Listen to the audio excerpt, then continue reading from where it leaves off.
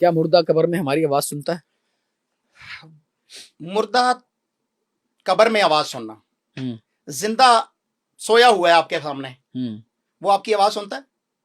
گھر میں آپ کے پاس باتیں بھی ہو رہی ہوں، آپ سوئے ہوئے ہوں تو آپ آواز نہیں سن پاتے. ہوں تو نیند تو ایک چھوٹی بہن ہے موت کی، ہوں یہاں پر نہیں ہوتا. اور اللہ تبارک و تعالیٰ فرماتے ہیں انک لا تسمع الموتى، آپ مردوں کو نہیں سنوا سکتے. رسول اللہ صلی اللہ علیہ وسلم کو اللہ قرآن میں کہہ رہا ہے انک لا تسمع الموتى، آپ مردوں کو نہیں سنا سکتے. ولکن اللہ یسمع من یشاء، اللہ جسے چاہے سنوا سکتا ہے.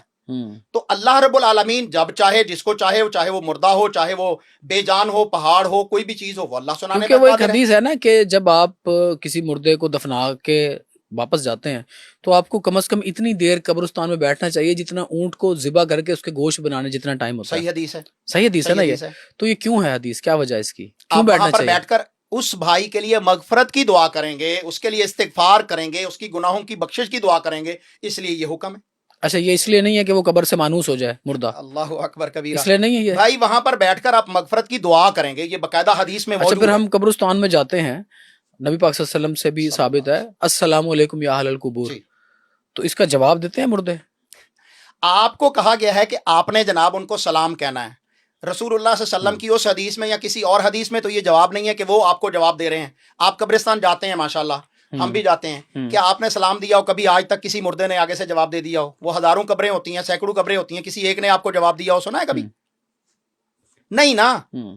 تو پھر اصل مردہ وہ ہے یا آپ ہیں کہ آپ جواب دے رہے ہیں، وہ آپ سلام کہہ رہے ہیں ان کو اور وہ آپ کو جواب نہیں دے رہے، یا دے رہے ہیں تو آپ کو سن نہیں رہا.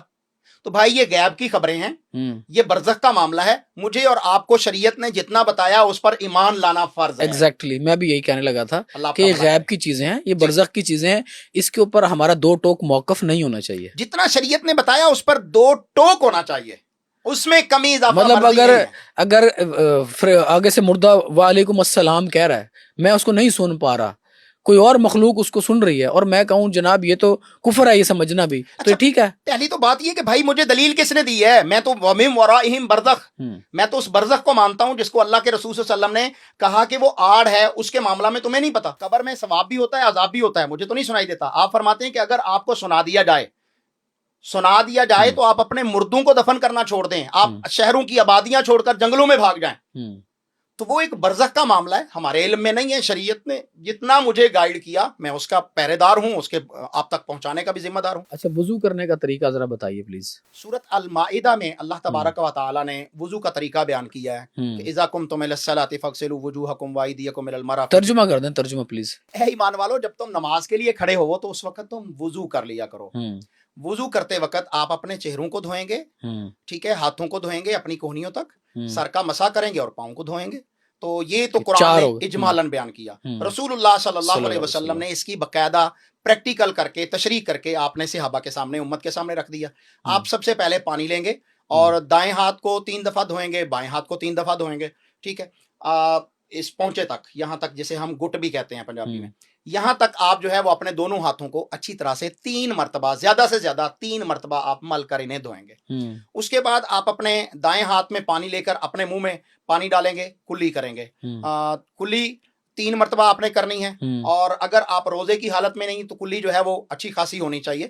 اور اس کے بعد آپ نے 3 دفعہ اپنے ناک میں پانی ڈالنا ہے اور ناک کو اچھی طرح سے جھاڑنا ہے، صاف کرنا ہے، اس کی غلاظت کو، گندگی کو نکالنا ہے. اس کے بعد آپ نے اپنے دونوں ہاتھوں سے پانی لے کر اپنے چہرے کو جو ہے وہ دھونا ہے. بالوں کے جہاں سے شروع ہوتے ہیں وہاں سے لے کر جہاں تک داڑھی کے نیچے والے بال ہیں، یہاں تک یہ پورا چہرہ ہے، آپ نے اس کو اچھے طریقے سے دھونا ہے 3 مرتبہ. اور اس کے بعد آپ نے اپنا دایاں بازو جو ہے وہ کوہنی سمیت یہاں تک آپ نے دھونا ہے، الی المرافق، یہ 3 دفعہ دھونا ہے. اس کے بعد بائیں کو 3 دفعہ دھونا ہے. اس کے بعد آپ نے پانی لے کر اپنے سر کا مسح کرنا ہے. اور سر کا مسح جو ہے وہ عام طور پر لوگ غلط مسح کر رہے ہیں، وہ سمجھتے ہیں کہ صرف 4 انگلیاں سر پر رکھ دی گئیں، 4 انگلیاں لگ گئیں، بلکہ کچھ تو مفتی ایسے ہیں وہ کہتے ہیں آپ نے صرف ٹچ کر لیا تو وہ مسح ہو گیا. تو شریعت نے جو وَامْسَحُوا بِرُؤُوسِکُم ہے وہ مکمل مسح ہے. اور رسول اللہ صلی اللہ علیہ وسلم نے خود جو مسح کیا ہے وہ جہاں سے پیشانی کے بال شروع ہوتے ہیں یہاں سے آپ نے دونوں ہاتھوں کو ملا کر، اور یہ انگوٹھا جو ہے وہ بالکل اپنے جو ہے وہ کن پٹی کی طرف لا کر پورے سر سے गुद्दी तक आप हाथ ले गए, जहां तक बाल जो है वो उगना बंद होते हैं, वहां से लेकर फिर आप अपने हाथों को वापस ले आए जहां पर जो है वो मसा शुरू किया था। ये मसा किया, उसके बाद कानों के अंदर जो है वो आपने मसा करना है, और कानों के अंदर वाली साइड पे भी और इसके बाहर वाली साइड से भी, ये कानों। उसके बाद आपने दायां पांव जो है वो 3 मरतबा धोना है, और टखने से ऊपर तक आप जो है वो पिंडली, मोटी पिंडली जहां तक शुरू हो रही है वहां तक भी धो सकते हैं, टखनों से ऊपर तक भी। मतलब कुरान ने कहा है कि आपने बाएं पांव को जो है वो धोना है। आपने फरमाया अभी कि ये है कि दोनों बाजू, कोहनियों तक, चेहरा और सर और पाँव का मसा, यही बताया ना पाँव आपने? का मसा मैंने नहीं बताया, पाँव धोने का कहा है मैंने। कुरान पाक में है पाँव धोएं, पाँव धोएं। और ये जो आपने तरीका बताया नबी पाक सल्लल्लाहु अलैहि वसल्लम ने जो प्रैक्टिस की है, इसका रेफरेंस क्या है? ये सही बुखारी की हदीस है। अच्छा, ठीक है। किताबुल वुजू है। अल्लाह के रसूल सल्लल्लाहु अलैहि वसल्लम फरमाते हैं जो इस तरह वुजू करे जिस तरह मैंने वुजू करके बताया, 2 रकअत पढ़ ले, अल्लाह उसके लिए जन्नत के सारे दरवाजे खोल देता है। इसका कोई रेफरेंस याद है आपको? सहीहुल बुखारी में मौजूद है। ओके, किताबुल वुजू है। अच्छा, इन नमाजों को इकट्ठा करने के ऊपर आपकी क्या राय है? नमाजों के मुतालिक मेरा जो अमल है वो ये है कि अल्लाह के रसूल सल्लल्लाहु अलैहि वसल्लम ने फरमाया, बल्कि अल्लाह ताला फरमाते हैं कि नमाजों को उनके औकात पर मुकर्रर कर दिया गया है। इन्ना सलाता कानत अलल मुमिनीना किताबम मौकूता। असल हुक्म तो यही है, और अगर कभी कभार जो है वो नमाजों को इकट्ठा कर लिया जाए तो ये जायज़ और दुरुस्त है। जैसा कि ज़ोहर और असर आप इकट्ठा कर सकते हैं, मगरिब और इशा आप इकट्ठा कर सकते हैं, ये जायज़ और दुरुस्त है। कुरान पाक में कितने नमाजों का जिक्र है? कुरान पाक में जो है वो मुख्तलिफ जगह पर 5 नमाजों का ही जिक्र आता है। 3 नमाजों का, 3 टाइम का है कि 5 टाइम का है? 5 टाइम उसमें जिक्र है, मुख्तलिफ आयात है। फजर, जोहर, असर, मगरिब, इशा। नहीं, नाम इस तरह नहीं है ना। बिलगुदुए वाला असाल है, सलातुल वुस्ता है, इस तरह अल्लाह ताला ने मुख्तलिफ नाम जो है वो बयान। तो इसका मतलब जो 3 पढ़ रहे हैं नमाजें वो भी ठीक पढ़ रहे हैं, जो 5 पढ़ रहे हैं वो भी ठीक पढ़ रहे हैं? नहीं पढ़ रहे, वो पढ़ 5 रहे हैं, इकट्ठी कर रहे हैं ना, जोहर और असर इकट्ठी कर रहे हैं, मगरिब और इशा इकट्ठी कर रहे हैं। अब देखिए अल्लाह के रसूल सल्लल्लाहु अलैहि वसल्लम ने गज़वाए अहज़ाब, जिसे जंगे खंदक कहा जाता है, उस मौका पर आपने जोहर, असर, मगरिब, इशा इकट्ठी करके पढ़ाई है, ठीक है। इसी तरह रसूलुल्लाह सल्लल्लाहु अलैहि वसल्लम ने हज के मौका पर, हज पे हम इकट्ठी करते हैं, हज के मौका पर जोहर, असर इकट्ठी, मगरिब, इशा इकट्ठी।